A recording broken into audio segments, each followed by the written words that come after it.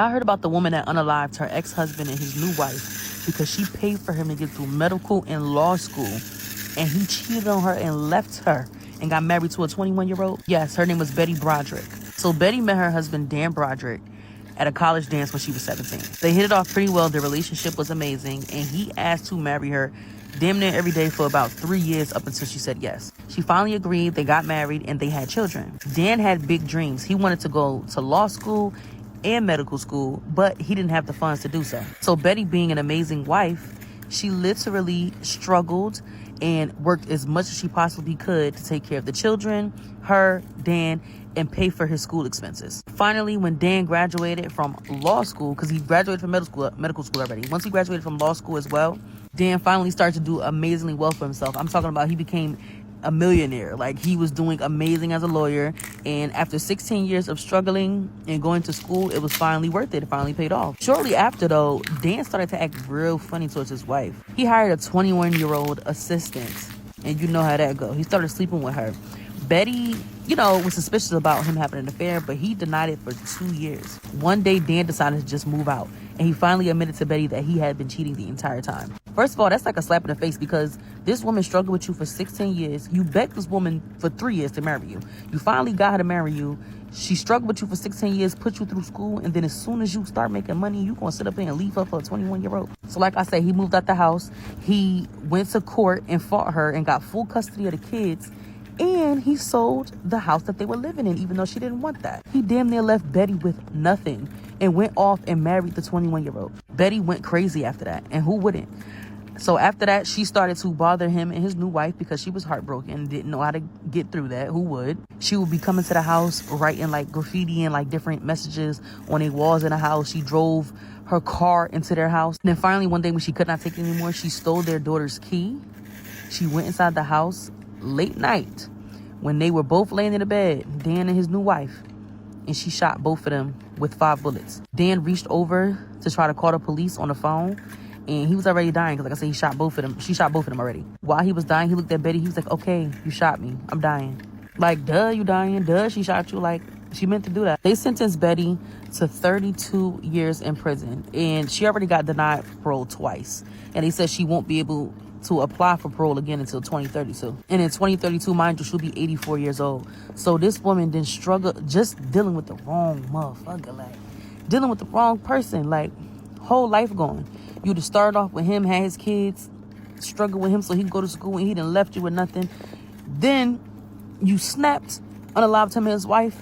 Now you still in prison, and you can't, be eligible for parole possibly until 2032, 84 years old, whole life done. I feel like for Betty, I feel like she was psychologically abused, because how dare that woman help you get through school and you do that to her? That's why you don't help build no man up, period, because he ditched her filthy.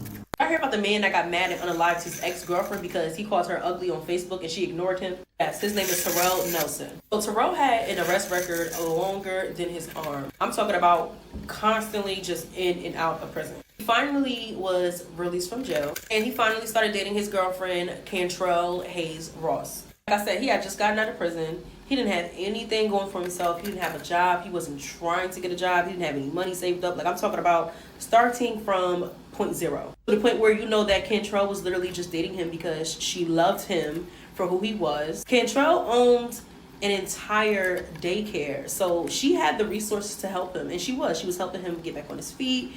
Like I said, she had the money flowing. She owned her own business. She helped him in every way possible. You could tell that Terrell literally was not interested in her, though. Every picture or video they took, he just looked super uninterested.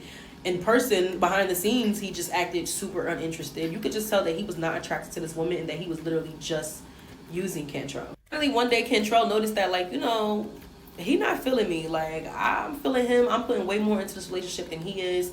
He's not attracted to me. Like, I could just put my energy, somewhere else. Cantrell decided to break things off with him. Yeah, I also forgot to mention that Cantrell also helped her boyfriend reconnect with his children after he got out of jail. But still, Terrell was uninterested. And my thing is, if you're not interested in somebody, just end the relationship. I'm not understanding. Anyways, fast forward, Cantrell breaks up with him. Terrell gets mad. He goes on Facebook and he's posting publicly and tagging Cantrell, talking about she's ugly and just like coming for her. Instead of responding though, Cantrell, she didn't say anything. She didn't respond. She felt like it was childish. She don't care. She has stuff to lose. He doesn't.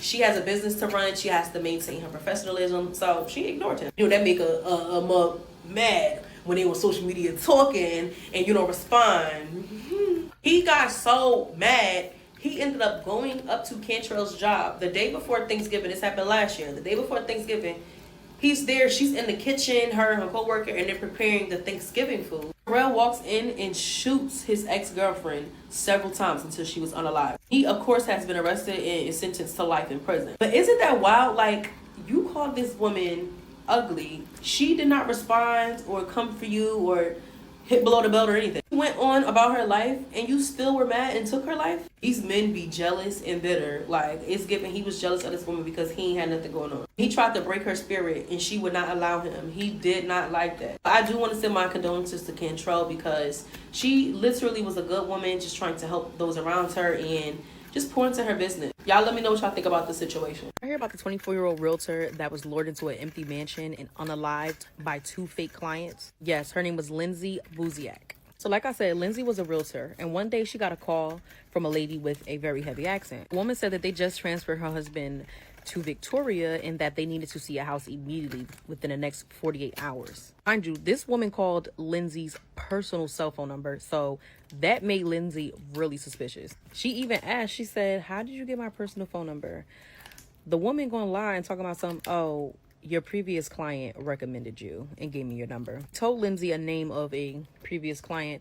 Lindsay was not familiar with who that client was, and she could not confirm who that client was either. Lindsay told her boyfriend that she was very suspicious of this lady and she did not trust it at all. Her boyfriend encouraged her to show the house to the lady anyway because of how big the commission was. The homes the lady wanted to see were $1 million homes, so Lindsay's commission was going to be very nice. And to make Lindsay feel safe, Lindsay's boyfriend also offered Lindsay to sit outside of the house that she was showing so he could make sure nothing went wrong. Fast forward, Lindsay meets the couple at the mansion so they could view the house. They all go inside together, and Lindsay's boyfriend, as promised, he's outside of the house trying to make sure nothing goes wrong. Several minutes go by, and Lindsay's boyfriend and his friend try to reach Lindsay, and she is not answering the phone at all. They go inside the house looking for Lindsay because they were concerned. They were trying to figure out if she was okay. They get inside of the mansion, and the couple that Lindsay was showing the house to were gone, and Lindsay was stabbed over 40 times laying there in the bedroom unalived. That's why I always say you have to listen to your gut instinct. You have to listen to your intuition.